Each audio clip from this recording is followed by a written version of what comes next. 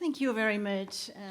Dear colleagues, dear friends, I'm very happy to give this lecture today on the occasion of the 2024 Blue Planet Prize, which I had the pleasure and the honor to receive yesterday on behalf of Ipbes, the intergovernmental platform on biodiversity and ecosystem services. So today, I will take you on a journey through Ipbes.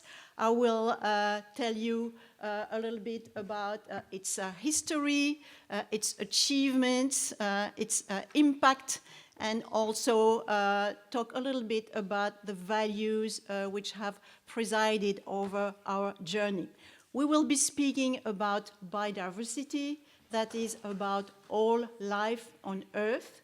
And we will also be talking about why biodiversity matters and discuss why it is so critical to people, and in particular what action can be taken in order to reverse the negative trends in biodiversity that we are currently reporting upon.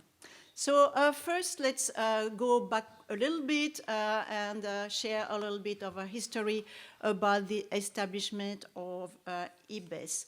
So if we go back to 1992, the Rio Earth Summit took place and saw the establishment of two conventions, the Climate Change Convention and the Biodiversity Convention.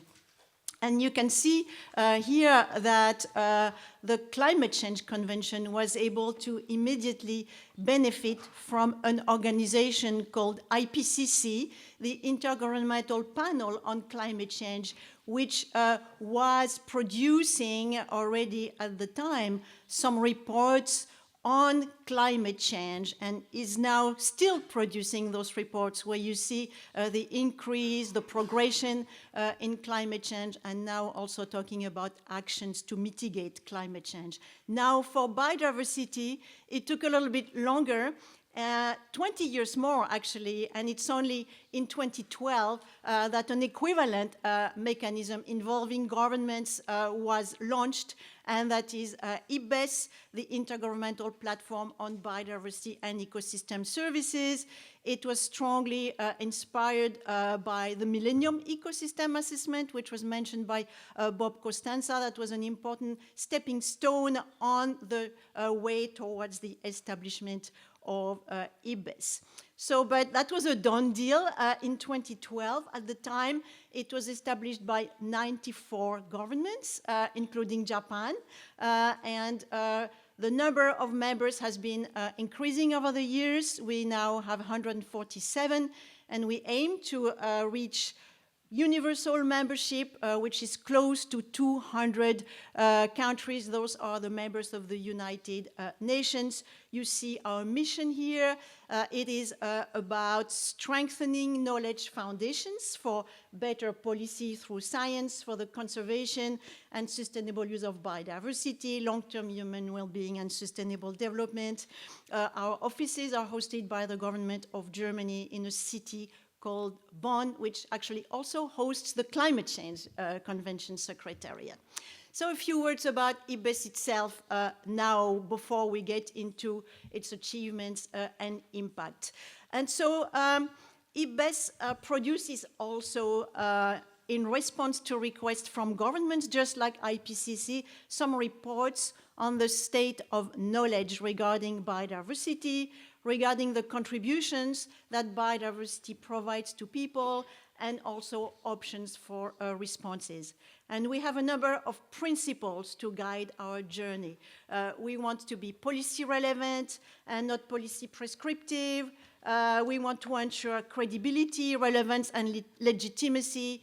We do this through external review, where we invite other scientists, not those who are involved, to provide their insights into the work that is currently being produced. We also promote inclusivity at many different levels in terms of disciplines, in terms of covering all ecosystems, from terrestrial through marine, through inland freshwater ecosystems. We also work with different knowledge systems, science, of course, but also indigenous and local knowledge. And in all of the work we do, all of the groups of scientists which we assemble, we also want to be inclusive in terms of gender, in terms of scientists from all regions of the world. And in order to do this, to bring everyone at the same level of understanding and participation, we have an ambitious capacity building program to help us with this. So, very quickly to let you know a little bit about how we work. And so when we talk about an assessment, you have to picture a rather thick book. And this is a critical evaluation of the state of knowledge by selected experts who are going to work with governments and peers in a sequential process to produce the report. And so there are the experts who are going to be selected from the international community are first going to produce chapters which are based on many thousands of scientific publications around the world by the entire world community of scientists. And once they produce those chapters, from those, they are going to come up with a much shorter summary for policy makers.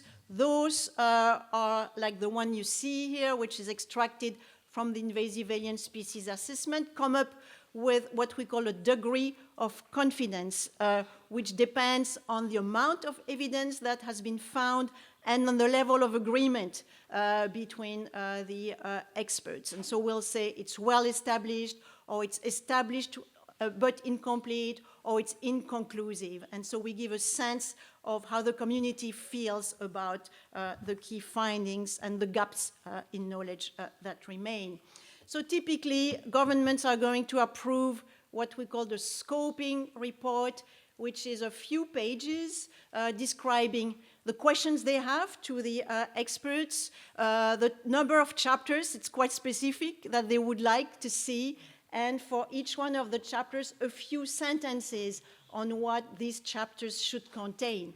So then we have a call for nominations. They are going to, then a group of experts is going to be assembled, is going to work for 3 or 4 years and come up with the report. At the end, we go back to governments at the final plenary of the close to 150 governments, and there is going to be a line-by-line approval of the summary for policymakers. Government really want to be sure that the key findings in the summary for policymakers really reflect the latest level of science and agreement between experts as well. And then there is outreach regarding the key findings. Now, in producing those reports, we also implement an approach to working with indigenous and local knowledge. That is one of the innovations of Ipbes. And so typically what happens is that there is going to be a phase at the beginning where indigenous people and local communities are invited to co-define the questions to be addressed in the assessment within the approved scoping report. Then during the production of the report, there will be some dialogues where our experts go in various indigenous people and local communities, and they are going to request to collect comments during the peer review, and those are going to enrich the reports. And at the end, we also go back to the communities where there is a discussion of the key findings, and of course, particularly those that are of relevance to those communities who have been helping produce the assessment. And similarly, while we produce the assessment, we also implement our capacity building program. And one of the most popular part of this capacity building programs is the Ipbes Fellowship program, where in each one of our chapters, in addition to the more senior experts, if you will. We also invite early career scientists, several for each one of the chapters, to also take part. We really, by doing this, train the next generation of scientists in becoming Ipbes experts, in better understanding this interface between science and policy. Now, what has Ipbes achieved? So in a bit more than 10 years, Ipbes has been very active. The international community has been very busy, and we have produced a series of 11 reports. Our reports are of different kinds, so we have some reports that focus on a particular theme, such as in 2016, a report on pollinators, pollination, and food production, or in 2023, just last year, the invasive alien species assessment and their control, coordinated by the Office of Ipbes, located here in Japan. We also have regional assessment. Again, in 2018, there was such a regional assessment for Asia Pacific, also coordinated by Ipbes. And then we also have methodological assessments, such as on the multiple values of biodiversity in 2022. And then finally, a global level assessment. We've produced one so far global assessment in 2019, the landmark global assessment of biodiversity and ecosystem services of Ipbes. So I'll say a few words on the findings of the Ipbes global assessment.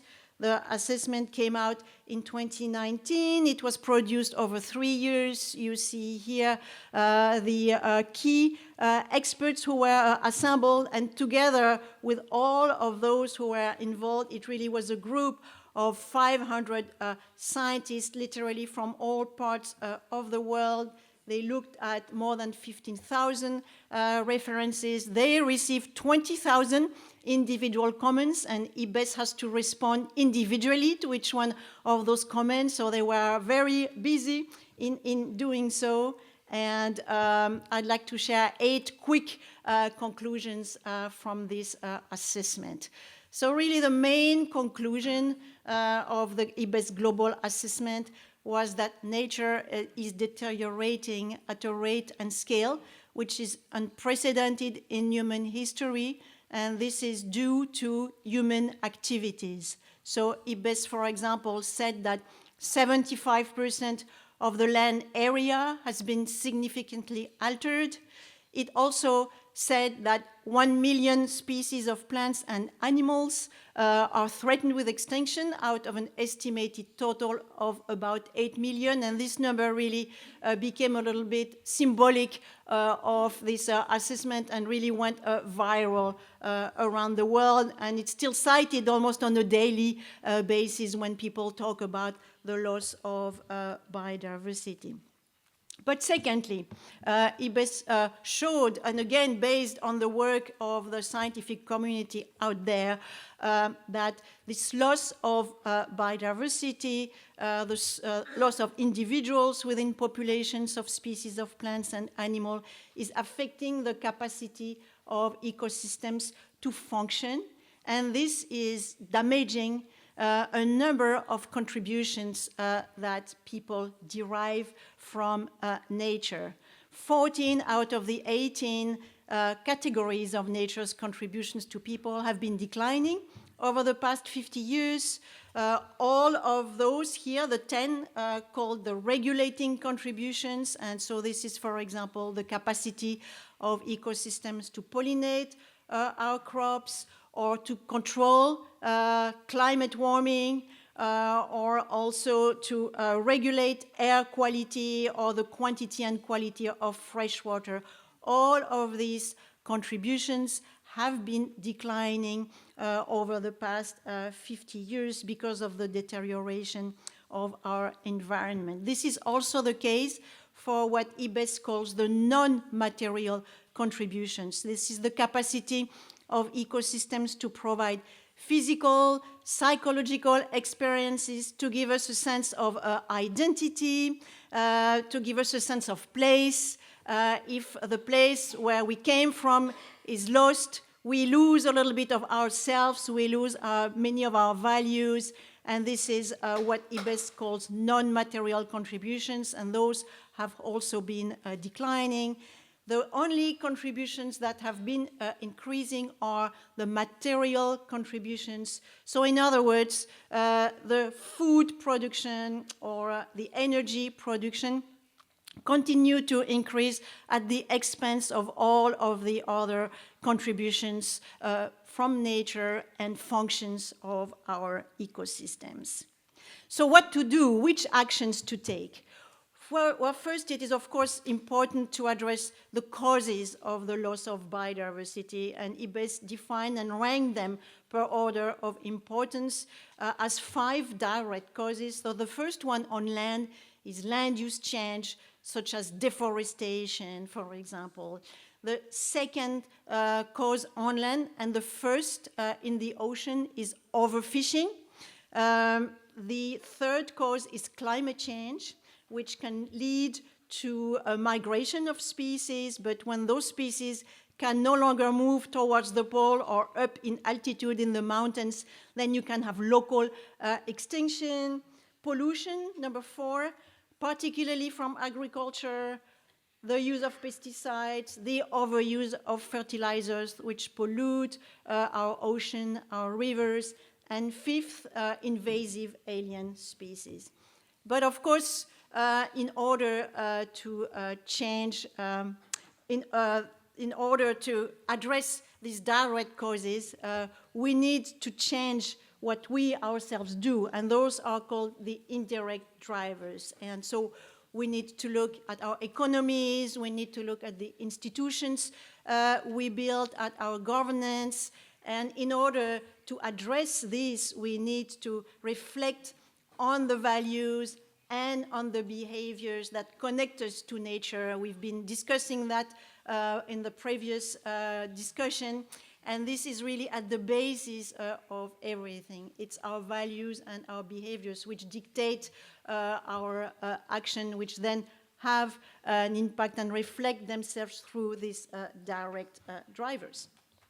So now, in terms of the actions to take, first, it is important to preserve what has not yet been deteriorated. And so the first level of action is to expand and effectively manage protected areas, both on land and at sea. And I'm sure that many of you have heard about the new global biodiversity framework of the Convention on Biological Diversity. It's called the Kunming-Montreal Global Biodiversity Framework. The convention is currently meeting as we speak. This is COP16, and one of the key targets of this new framework is a request, a target to protect 30% of the area of land and seas by 2030, which is very, very ambitious. And so what is important to keep in mind, among other considerations in order to implement this target, is that they need to be ecologically representative, to contain the species, the types of ecosystems that are rich, that need to be preserved. They need to be well managed, and there is an issue with helping developing countries to properly, to have enough resources to manage their biodiversity. They need to be well connected among themselves, because as a result of climate change, species are going to move, and therefore they need to have the corridors in order to move. But then in order to protect, we also need to protect the 70% remaining part of land. And in order to do this, we need to really place biodiversity at the center of all of our economic sectors. I would like to insist on agriculture, because agriculture is a key factor in the loss of biodiversity. Of course, it competes for biodiversity, for land, but it's also a source of pollution, pesticides, for example. We know how to do better. We know about agroecological practices, but quite often those are not implemented, and the farmers do not receive the kind of support that is necessary to transition to more sustainable practices. The people themselves need to also reflect upon this and move to healthier diets, in particular less animal proteins, in order to also move towards more sustainable practices and reducing food waste. And similarly, in terms of the ocean, we need to rebuild our overfish stocks and to halt harmful subsidies which promote overfishing, among other elements. And then finally, we also, of course, need to modify our economic and financial system and to include also biodiversity consideration at the heart of these systems. I will in particular talk about exploring alternative methods of economic accounting. I think that's a nice transition with the previous talk. Improving our market-based instruments. I'm sure there are here in Japan some certification schemes, and also to look at the entire supply chain models of companies in order to reduce their impact on nature. I will say a very quick word about two reports which Ipbes produced during the COVID years. They are workshop reports, so it's a lighter exercise which is not approved by governments by plenary. So Ipbes looked at biodiversity and pandemics and found that pandemics emerge from microbes that are found in nature. They can spill over to people when people are brought into close contact with infected animals because of human-driven activities, and that this could happen again. There are many viruses that are circulating, and therefore that we need to really promote this understanding of how pandemics emerge. And in order to do this, we need to really build bridges between many communities which have not until now been working together, the medical community, veterinarian communities, and really the biodiversity community. And we need to look more at the other aspects, in addition to the medical aspects, the environmental context of how disease emerge from the environment, in other words. And that is why biodiversity needs to be included in health policies. Now, the second workshop report is a very important one. It was the first collaboration, and so very symbolically important, between Ipbes and IPCC. And there we looked, of course, based on our respective reports on the linkages between biodiversity and climate change.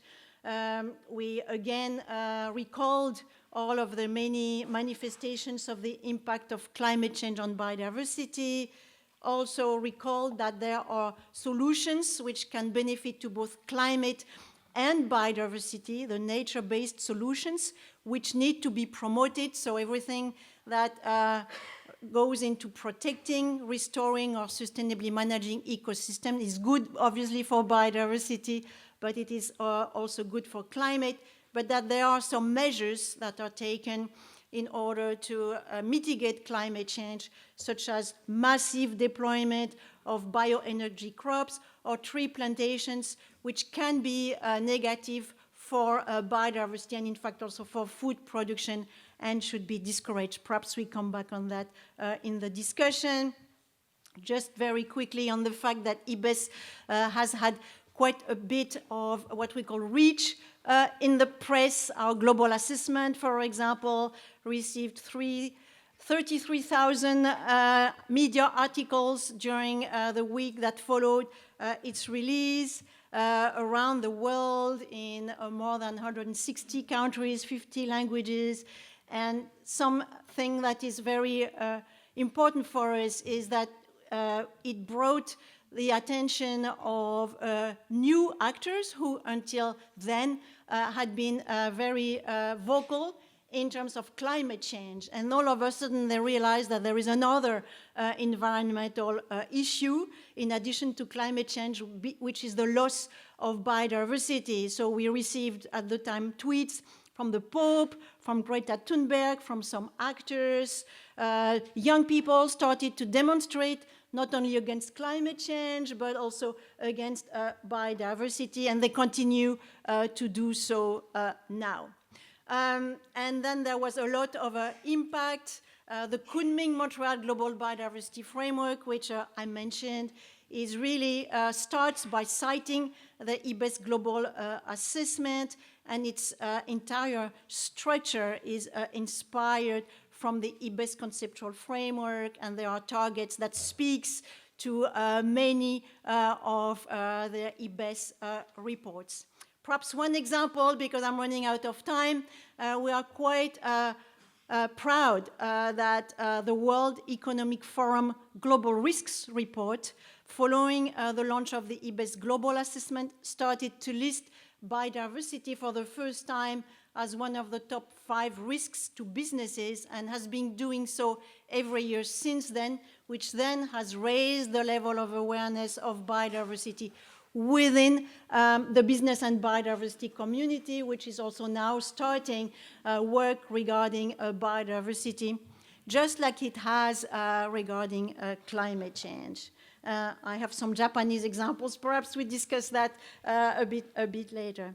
So now, what is coming next for Ipbes? And so in the month of December, in a couple of months now, we're going to have a plenary. Our governments are going to come. They're going to approve 2 reports, one looking at how to simultaneously reach our sustainable development goals regarding food, water, health, climate change, thanks to nature and not at the expense of nature.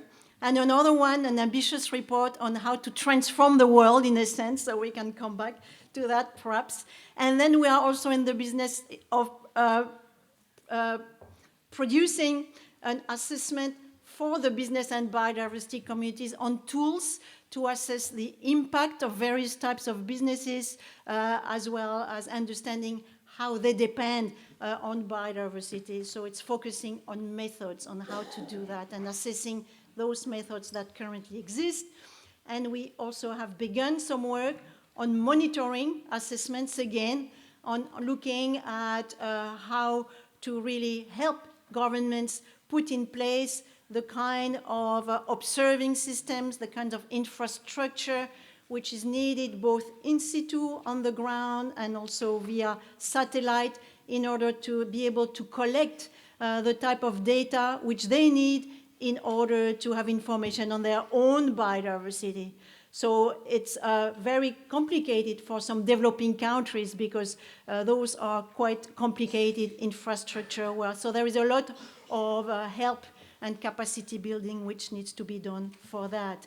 And so in conclusion, well, I hope that in this short amount of time I've been able to give you a good sense of how active the biodiversity community has been, also a sense of the issues that we are confronting.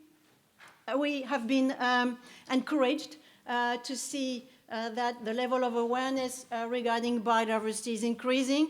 However, we still have a lot of work, all of us together, the young generations also, to really try to continue those efforts to reverse these negative trends. And of course, the Blue Planet Prize gives us renewed energy, renewed impetus in order to reach those goals, to really reconnect people with nature. So I thank you for your attention.